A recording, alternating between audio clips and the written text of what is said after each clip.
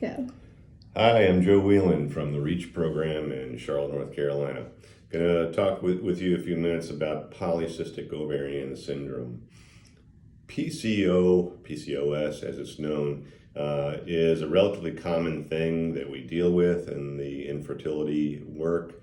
The most common problem that people associate with polycystic ovarian syndrome is irregular bleeding or even absence of menstrual bleeding altogether.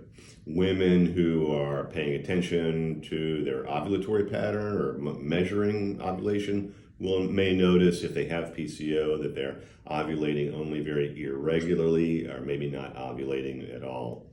The bleeding problems that come from or associated with polycystic ovarian syndrome are usually thought of relating to the uterus, and there's many problems that can be associated with the uterus that can cause irregular bleeding. But the underlying real problem with polycystic ovarian syndrome is actually a problem that is related to the communication between the ovaries and the pituitary part of the brain.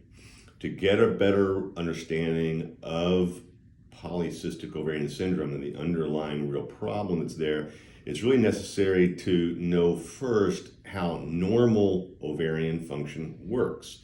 The regular release of an egg, ovulation, and regular menstrual periods is a result of very highly synchronized communication going on between the pituitary part of the brain and the ovaries. When that is happening in a very highly synchronized way between the hormones, between the pituitary and the ovaries, then you get regular ovulation and regular menstrual cycles. The underlying problem with polycystic ovarian syndrome is a genetic abnormality that causes the pituitary part of the brain to be hyper-secreting the hormone LH, luteinizing hormone, all the time. In the normal ovarian function model, the luteinizing hormone LH should really only be secreted in a very short period of time. You've heard of the LH surge that precedes ovulation by about 24 or 36 hours.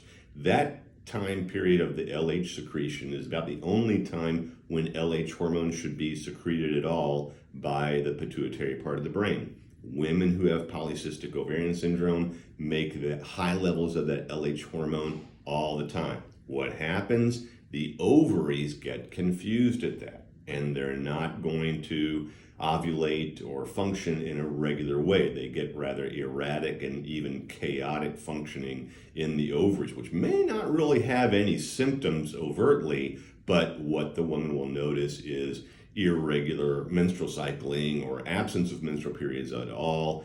As you get into the more severe cases of polycystic ovarian syndrome, more and additionally severe problems may be noticeable by the woman with PCO.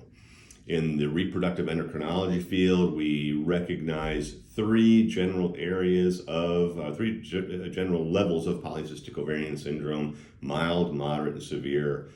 The woman with mild PCO really only has an ovulatory problem. She's not ovulating regularly, not really having any more additional or severe problems with PCO. Those women usually will respond to ovulation induction agents, Clomid, Femera, medications you've probably heard of, to help them ovulate. And if that's the only problem they have, pregnancy will usually occur with basic levels of treatment like that within 3 to 4 months. Moderate polycystic ovarian syndrome is quite a bit more complicated. With moderate polycystic ovarian syndrome, the woman is not only not ovulating, but she's also having several levels of abnormal physiology coming from the ovaries, and this makes it difficult for an embryo to implant into the uterus. Embryos like to have optimal physiology going on in order to implant successfully into the uterus, and so that becomes an additional problem for women who have moderate PCO.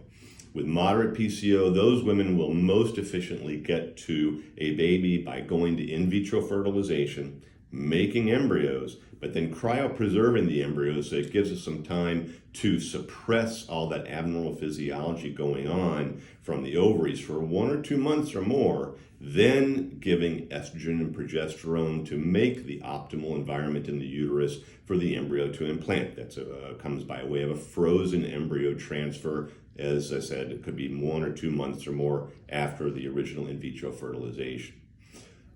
The severe stage of polycystic ovarian syndrome is unfortunately very rare. In severe cases of polycystic ovarian syndrome, the abnormal physiology coming from the ovaries may not be able to be suppressed or corrected at all. And these women will usually need in vitro fertilization to create embryos and then transferring that embryo to the uterus of a gestational carrier, a healthy woman, where we can plant the embryo, and then that's a more efficient way for them to get to a healthy baby. Fortunately, very rare.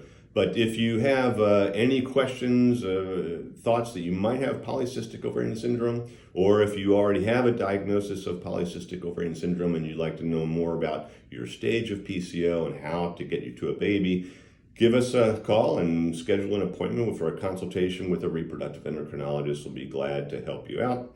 Hope they find that helpful. It's Joe Whelan from the REACH program in Charlotte, North Carolina. Have a good day.